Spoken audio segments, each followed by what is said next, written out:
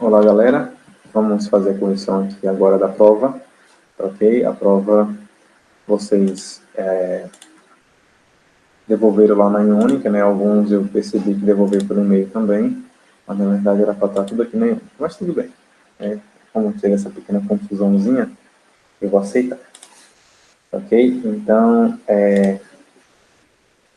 vamos dar uma olhada aqui. Olha só, 5 não começaram, não sei quem foi esse 5.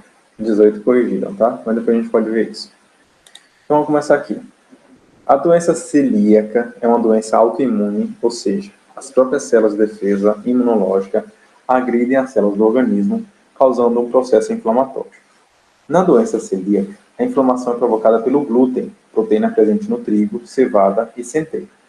Esse processo inflamatório, que no caso ocorre no intestino delgado, gera diminuição da absorção dos nutrientes. Qual estrutura celular essa doença afeta e como ocorre essa patologia? Então, gente, o que afeta a absorção é sempre um desses componentes aí, né, que é a microvilosidade. Né? A microvilosidade são extensões celulares que estão presentes no intestino justamente para poder aumentar a superfície de absorção. Vou mostrar aqui para vocês um slide, tá, para que vocês possam aí ter noção do que eu estou falando para a gente relembrar. Então, vamos dar uma olhadinha aqui. Nós estamos falando das microvilosidades, né? As microvilosidades são essas estruturas aqui, ó, tá? Prolongamentos de célula que tem a função de aumentar a superfície de absorção no intestino, principalmente, tá, ok? Então aí tem desmossomos na verdade é isso daqui que tem a função principalmente de manter as células unidas umas às outras. Tem outra aí que é as interdigitações. Interdigitações são o local, né, da célula em que aderem uma à outra, ou seja, é como se fosse as bordas entre as células, né? Aí, deixa eu ver, tem mais o glicocálice, né, que é um conjunto de glicoproteínas, né, que vai ter a função, o glicolipídios, né, que vão estar associados à célula como mecanismo de receptores e de marcadores na membrana, ok? Então, é por isso que não vai ser nenhuma dessas aí, além de microvilosidades, ok? Então, vamos continuar aqui agora para a segunda questão. Membrana plasmática. A membrana plasmática é vital.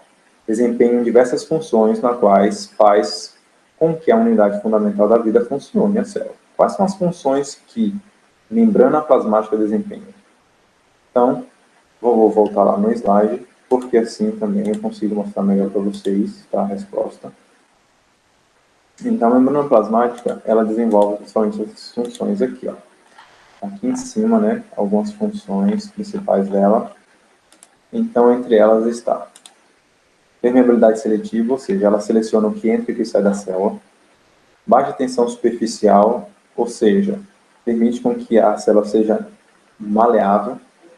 Alta resistência elétrica, né, faz com que não passe corrente elétrica, né, por toda ela, tem essa proteção devido ao fosfolipídio. Alta resistência mecânica, né, devido à plasticidade também. Então, elas podem se chocar que não vai quebrar ou não vai estourar. Alta capacidade de regeneração, tá? Ela consegue se reconstituir a membrana, e elasticidade, que é um dos elementos principais, principalmente para dar resistência e fornecer baixa tensão superficial, ok? Então é isso daí. E agora vamos voltar para a questão 3. Nós vimos as funções da membrana plasmática. Agora é o seguinte, membrana plasmática. Leni preparou uma salada para o almoço de domingo e antecipadamente a temperou. Porém, levou um certo tempo para comer. No momento da alimentação, a salada estava murcha. Explica os processos envolvidos nesse fenômeno. O que ocorreu aqui, na verdade, foi o quê? Osmose.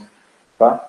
A água passou através da membrana de uma região hipotônica para uma região hipertônica. Opção 4, né? Porque tá aqui. Enfim, o que aconteceu foi isso, gente. Como o meio externo estava com mais concentração de sal, a água saiu de dentro da célula e foi para o meio externo, para onde tinha pouca água, a fim de alcançar um equilíbrio molar. tá? De concentração, ok? Então, próximo. Existem dois tipos de células de seres procariontes. Existem dois tipos de células dos seres procariontes, apenas uma célula os compõe, e as células eucariontes, presentes nos seres multicelulares e alguns unicelulares, como prototistas e fungos. Explique o que diferencia entre uma célula e outra. Então, vamos voltar aqui também para o slide para a gente dar uma olhadinha agora na diferença entre as células, né? Entre a célula procariótica e eucariótica, porque foi até uma questão que alguém me questionou aí, né, se era procariótica ou animal. Então, aqui é procariótica. Aqui é uma célula, então, procariótica, né? A gente percebe que não tem núcleo, principalmente, tem ribossomos e não tem outras organelas, tá? Tem flagelo, geralmente, tem aqui uma cápsula, parede celular de peptídeo glicano. E aqui a célula eucariótica, né? A célula eucariótica, então, ela vai ter a membrana plasmática mais simples, vai ter aqui um núcleo delimitando os cromossomos, guardando os cromossomos, tem várias organelas, como o complexo de Golgi, retículo endoplasmático, mitocôndrias, cloroplastos, centríolos, tá? Então, tudo isso aqui são coisas que diferenciam a célula. Mas o principal é ter organelas, né? E o núcleo delimitado por uma membrana chamada de carioteca, ok? Então, vamos voltar aqui agora para a próxima questão. A próxima questão é a seguinte: estabeleça a função de cada uma das organelas abaixo. Então, nós temos retículo endoplasmático, lisossomos, mitocôndria, complexo de Golgi, ribossomo e cloroplasto. Então, retículo endoplasmático. Vamos voltar lá também, porque assim vocês conseguem visualizar melhor na correção, tá? Então, vamos por aqui. Nós vamos começar, então, pelo retículo endoplasmático, cílios e flagelos, ribossomos. Ribossomos fazem o quê? Produzem proteínas, tá? Então, ribossomos relatos. Mitocôndrias são responsáveis pela respiração celular e pela produção de energia, tá? O processo de respiração celular é o que produz energia para as células dos seres aeróbicos. Os lisossomos, então os lisossomos ele têm a função de digestão celular. Eles vão aí digerir componentes das células que estão mortas, ou então algum agente invasor, né, ou até mesmo parte da célula, ou então liberar aí algumas enzimas digestivas para o exterior da célula também. Ok? Então são responsáveis pela digestão celular. Aí nós temos o complexo de Golgi, que, se não me engano, tem também, né, complexo golgiense. Esse complexo é responsável pelo empacotamento de substâncias produzidas na célula. Essas substâncias aqui, muitas vezes, são as que formam os lisossomos, ou então cápsulas, né, que vão ser liberadas para o meio externo. Tá? Então, ele endereça, ele marca aquela molécula, aquelas proteínas que saíram lá do retículo endoplasmático para algum lugar no corpo. Tá? Então, ele serve de empacotador. Ele é um empacotamento e marca, né, as células, marca as substâncias quando ela vai nas células, ok? Aí depois nós temos os retículo endoplasmático, que transporta a substância dentro da célula e para fora da célula. Então, o retículo endoplasmático, né, aqui especificamente o rugoso, ele vai estar relacionado à produção de proteínas, porque ele vai estar impregnado de ribossomos, né? Ribossomos fazem proteína, então ele vai ali o quê? Processar essas proteínas, modificar, ele vai adicionar alguns componentes. O retículo endoplasmático liso vai ser a mesma coisa, ele vai ali modificar a forma da proteína, ele vai adicionar algum componente químico, ele vai adicionar lipídios ou proteínas, ok? E, por fim, os cloroplastos.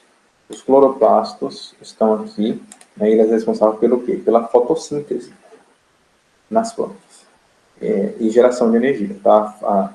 A fotossíntese é o meio pelo qual a planta gera energia para que ela possa produzir o próprio alimento, né, que é a glicose, que também é formada aqui dentro.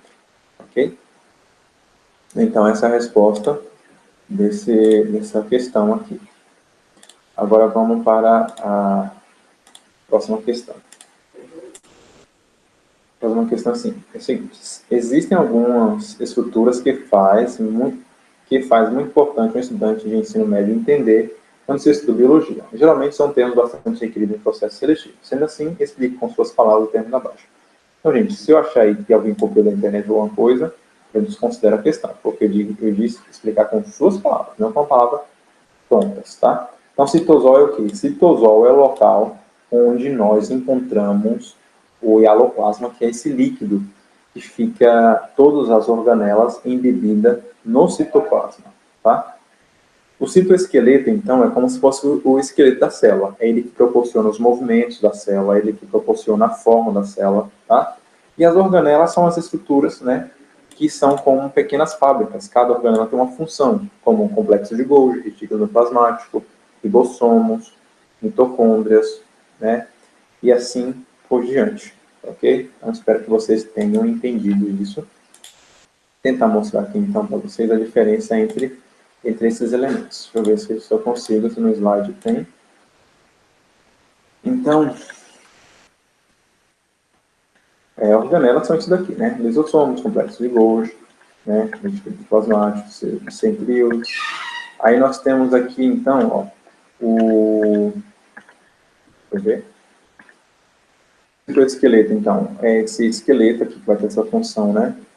De mover a célula, de dar suporte, de ancorar, de sustentar a célula. E o citosol é esse que preenche o espaço entre as células, né? É onde estão imersos as substâncias de reservas das organelas e as organelas em si. Varia conforme o tipo de célula. Então, o citosol é essa estrutura aqui, ó, gelatinosa, como se fosse uma água, ok? Então, nós vamos agora para a próxima questão. A próxima questão é a seguinte: tanto as células procariontes quanto células eucariontes possuem ribossomos e peças no citoplasma. É a única coisa que eles possuem em comum. Organelas membranosas em seus núcleos? Não, porque as procariontes nem núcleo têm. Nucleolos distribuídos no citoplasma? Também não. Não tem nucleolos a eucarionte, né? Nucleolo só presente na procarionte. Cromossomos lineares no interior do núcleo, lembrando que o procarionte não tem núcleo, e genoma isolado no envoltório nuclear, lembrando que o procarionte não tem envoltório nuclear. E vamos aí, deixa eu ver, para a última questão. A falta de ferro prejudica a transferência de oxigênio para todo o corpo, a divisão celular e a produção de energia. Mas o excesso de ferro livre, ou seja, ferro que não está ligado a nenhuma proteína, pode desencadear estresse oxidativo que pode ser tóxico para o organismo. Portanto, tanto a deficiência de ferro como a sobrecarga pode levar ao estresse celular, que media doenças inflamatórias, câncer e doenças neurodegenerativas como o Parkinson. Há muito se sabe que o excesso de ferro é encontrado nos cérebros de pacientes com doença de Parkinson, mas o mecanismo pelo qual o ferro provoca danos nos neurônios não está claro. Uma pesquisa realizada no Buck Institute, nos Estados Unidos, sugere que o dano decorrente de uma deficiência no lisossomo, os cientistas relatam que a deficiência permite que o excesso de ferro livre, não ligado à proteína, escape para os neurônios, causando estresse oxidativo que é tóxico. De acordo com a pesquisa comentada na reportagem, a doença de Parkinson pode ser causada por uma disfunção da estrutura responsável. Então, o lisossomo é responsável pelo quê? Pela digestão intracelular de substância, o que permite o estresse oxidativo pelo excesso de ferro livre, tá? Então, o lisossomo, gente, é responsável por isso, tá? Pela síntese de enzima do organismo? Não, o lisossomo não produz enzima. Pela oxidação de substâncias tóxicas? Também. Poderia ser, o que impossibilita a transmissão de impulsos nervosos pelos neurônios, mas isso daqui não acontece, tá? Pelo processo de respiração celular? Jamais. Porque quem faz a respiração celular são as mitocôndrias. Pela formação das fibras do fuso mitótico? Também não, porque quem faz isso é os centríolos. Ok? Então, essa é a correção de nossa prova. Espero que vocês tenham acertado todas aí, entendido bem.